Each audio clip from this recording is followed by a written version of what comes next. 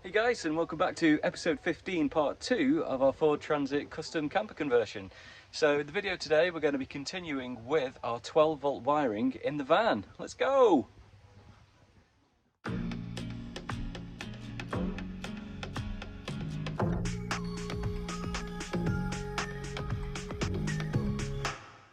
So quick update then in terms of what I've done so far. So the first thing I've done, I've just started to run all of the wires for my different appliances through my units, and I've also labelled these up. So I've got one here that's going to be running for the fridge, which runs through the units. I've got another one for some under cupboard LEDs, which are going to go under the unit that goes over where the fridge is going to be and at the top of the cupboard. And then I've also got the wire running for my tap. So all of these are now running inside the units. You probably can't see that, but yeah, they're sort of running through the units and then running to where they need to be in the actual furniture itself. So this one is going to be running to where the fridge is going to be, and just underneath the cupboard there, and that's the lip, that's where you can see the LED lights. So I've run most of the wires now. First thing I'm going to do is a quick bench test on each one of the different components, just to make sure the wiring is sound. So we'll do that now, make sure everything's working. Okay, so first test I'm going to do here is just these under cabinet LEDs. So these are going to be placed in different places in the van, just to give us some mood lighting. And these are all going to be wired back to one switch, one separate switch and one circuit, so we can put these on separately in the van. So I've wired these in to the LEDs. They both come together with some crimp connectors. And then I have my trusty test battery here as well. So moment of truth, and the cat wants to watch. Excellent. Okay, you ready, Rosie? Put this on.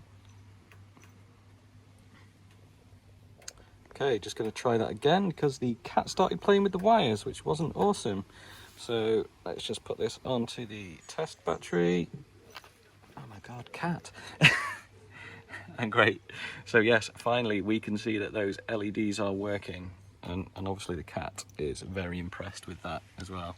So that's the first test done. So next test we're going to do is test the switch control panel, itself, just with some quick power to make sure that that's going to receive power okay. Okay, so the next quick bench test we're going to do is just to make sure we can get power to the actual switch panel itself. So being aided here by my able-bodied assistant, Nathaniel. Say hello, Nathaniel. Hello. Always enthusiastic. Thanks, man. Okay, so on 3, I want you to put it on the positive terminal, and I'll go around and just check that it's getting power. Okay. 3, 2, 1. Hey, cool. So that's working. So we know we're going to be able to get power to the switch, and our test battery is showing 12.4 volts, which is all awesome. So that's the bench testing done. Just going to do one final bench test of the other LED lights in the cabinet, just to make sure that that's working okay as well. I won't video that one because I'm sure you get the idea now. All right guys, on to the next bit. So just wired in now the isolator switch. So put this in place, so if we ever leave the van for a period of time, we can completely isolate the control panel and all of the electrics in the van. The only thing that will still get a charge is the leisure battery will still get a charge, but once the isolator switch is turned off, so we've got no electric, then we're going to be making sure that there's no electric going to any appliances in the van as well. So just an extra step. So in terms of wiring this up, what's gone into this side of the switch is the cable that's going to run to the positive connection of our leisure battery, and running out of the other side of the isolator switch, I've got a wire with an inline fuse, and that is going into the positive power on the switch panel itself. So once this is off, we're not going to be getting any power through at all, and then once it's back on, we're going to be getting the power back on as well. So just an additional step that didn't come with the kit, but I just wanted to make sure we had the ability to totally isolate everything if we needed to. So I've just done the next little part now and attached the common earth bar. So as I mentioned in one of the previous videos, this is where all of the negative terminals are going to terminate into here from all of the different appliances.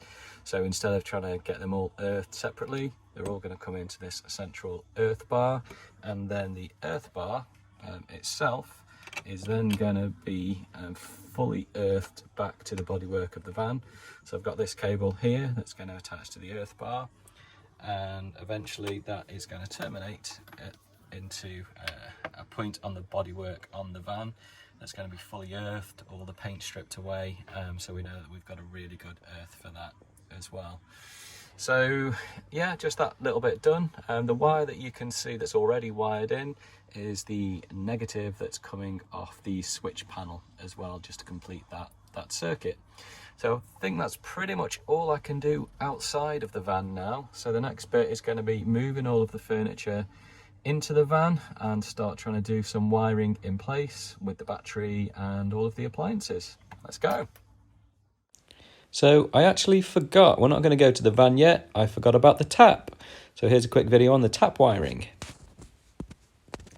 So these are the 3 sets of wires that we've got that we're going to be working with.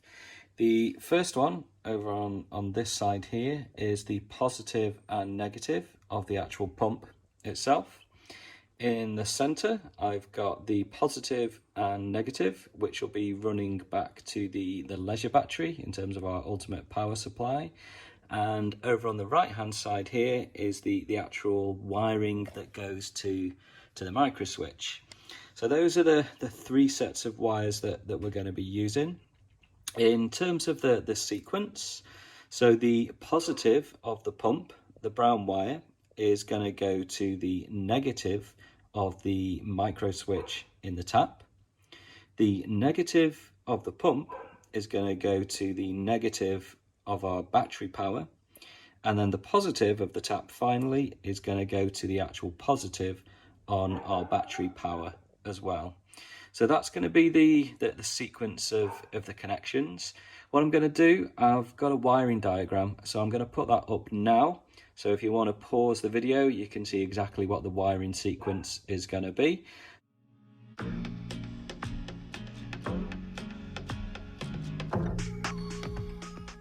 So I'm going to get those wired up now, and I'll do a quick bench test. That's the wiring now all crimped in for the micro switch on the tap. So just to quickly run through again what I've done in terms of the connections. So I've taken the positive of the pump, which is the brown wire, and that's gone into the negative of the tap on the micro switch on the tap. Then I've taken the negative of the pump, the blue wire, and that is gone to the negative of our eventual leisure battery connection. And then finally I've taken the positive of the tap here, the red wire, or white, and then going into red, positive of the tap, then to the positive connection on the where our leisure battery will be as well. So that's the connections. What we're going to do now is a quick bench test. So I have my able-bodied assistant here again. So what we should hopefully have is when we connect this back up to the battery and switch the tap on, we should get a little buzzing noise from our water pump. So can I just squeeze past you, bro? Don't pull the wires. So Nathaniel, if you could connect the negative to negative and the positive to positive, and hopefully now when I use the switch, that is our water pump activated, which is perfect. So once that's then submersed in the actual water tank itself, that's when we're going to get our water pump over. So that's it really, quite simple wiring inside. Hope that's been useful. So back in the van now for the next part of the electric fit out. What I've done so far is I've just ran the cable for the split charge relay into the front here. So in the Ford Transit Custom, the vehicle battery is located under the front seat. So I've just ran the cable ready to be fitted through a little hole just under the seat. That's now running through to the split charge relay, and split charge relay will then run through the furniture into the back cupboard where the leisure battery will be. The other thing that I've also done is I have inserted the common earth onto the body of the van. So what I've done here is just used a deburring tool to make sure I could get all of the metal nice and clean, take all the paintwork off, and then I've just put a bolt through and attached my common earth and also the earth coming from my leisure battery. So that's the bit of the prep work done. And next thing I'm going to be moving on to now is starting to wire in my 12 volt appliances. So that's going to be a case of running these through the hole in the cupboard that I've made and started to wire these back. So it'll be the negative terminals all going to go to the earthing block here, the common earth, and my positives are gonna, from my appliances, are gonna go to the actual switch itself. So I'm gonna get those all wired up in the next stage, and then after that we should be hopefully in a position where we can at least test the 12 volt side of the system. So I'm going to test it initially without the split charge relay, just to make sure it's getting power directly off the leisure battery, and then after that I'll get the split charge relay set up and make sure that that's working and operating as intended. So on to the next piece. Okay, so that's the 12 volt side of my wiring now all complete. So I'll just do a really quick summary of everything that we've done. So first of all, going to start with my negative block.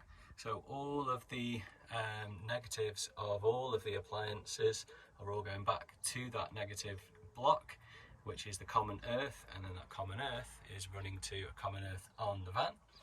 All of the positives from all of my appliances coming through the cupboard here, and they then route through to the actual switch unit itself, so the control panel, and again that's all positive to positive as well. Also down here we've got our master cutoff switch, so that's now wired in as well, so we can completely isolate the battery from any of the appliances as well. So that's gone pretty well actually. It doesn't look too messy. I think a few of the wires could do with a little bit of a tidy up, but I've done as best as I can, so hopefully not too bad for a first try. So all that remains now is to see if it works. The first thing I'm going to try is the master isolator switch. So the switch is off at the moment. If I switch that on, hopefully then we should see, yep, voltage on the main panel, which is great. So let's test some of these switches then. So first one is for LED lights. Cool. So we've got the LED lights there onto the wardrobe, and also under the cabinet there as well. Next switch should be for our main lights in the headliner. Perfect. They'll work, which is really great. And we have got the remote as well, so just going to check that these still work with the remote. Excellent. So they still work. And next switch, I think, might be my fridge or my tap, but since I haven't got a fridge yet, we'll see. So let's try this. Yeah, hear that buzzing? That's my tap, so the tap's working. This one is for the fridge, but we haven't got a fridge yet, so can't test that. And this last one over here is left spare. So yeah, that's the 12 volt side all done and working. So thanks very much for watching. Really happy with how that's gone today. I do hope that's been useful, and look forward to seeing you for the next episode, where I'm actually then going to tackle my 240 volt side of my electric system. Thanks for watching, guys. Bye.